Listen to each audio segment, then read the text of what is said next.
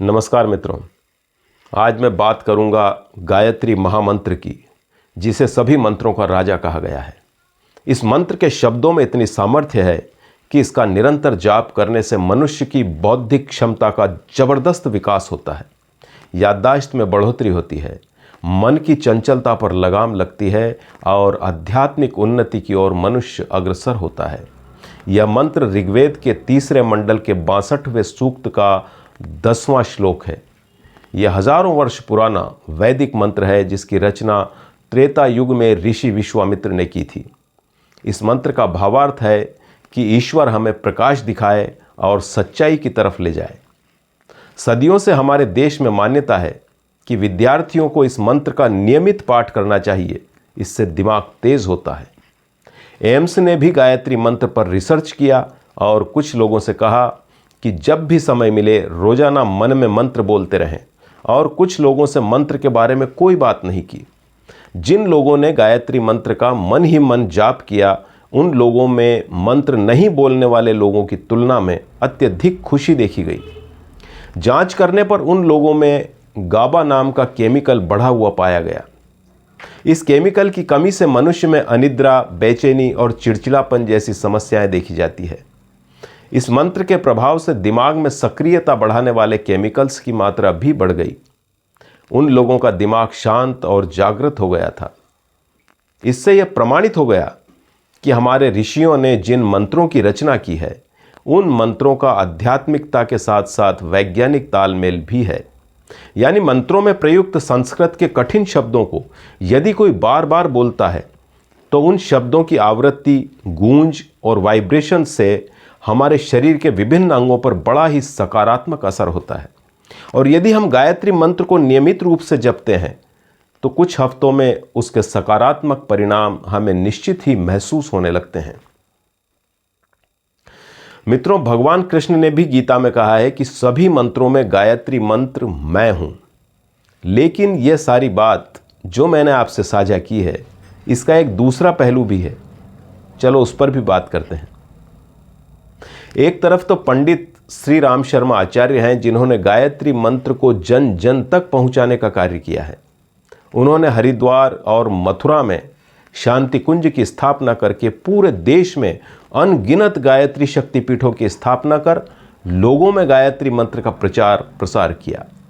दूसरी तरफ यदि हम किसी भी कथावाचक या संत से गायत्री मंत्र के बारे में बात करें, तो वो इस महामंत्र को सार्वजनिक रूप से बोलने की मनाही करते हैं।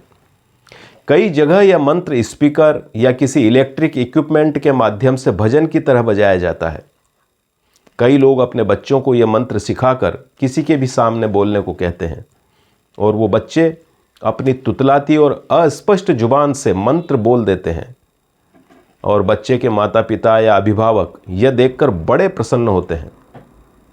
संत महात्माओं के अनुसार इस तरह से गायत्री मंत्र का बोला जाना शास्त्रों के विरुद्ध है। इसे वे बड़ा अपराध या दोष मानते हैं।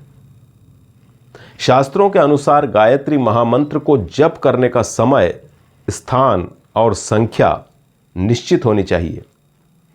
किसी योग्य गुरु से मंत्र दीक्षा लेकर उनके बताए अनुसार ही किसी भी मंत्र का स्पष्ट उच्चारण के साथ निश्चित संख्या में जप करना चाहिए।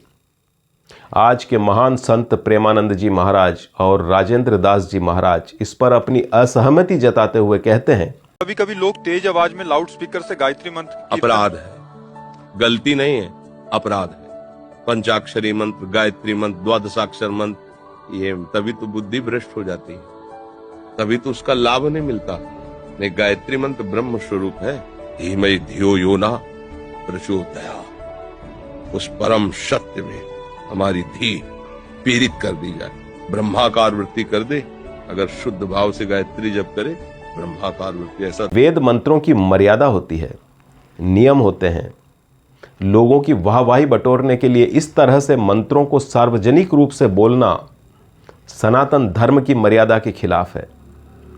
प्रेमानंद जी महाराज ने तो यहां तक कहा है कि गायत्री मंत्र का उपांशु या मानसिक जप किया जाता है, वाचिक जप नहीं किया जाता।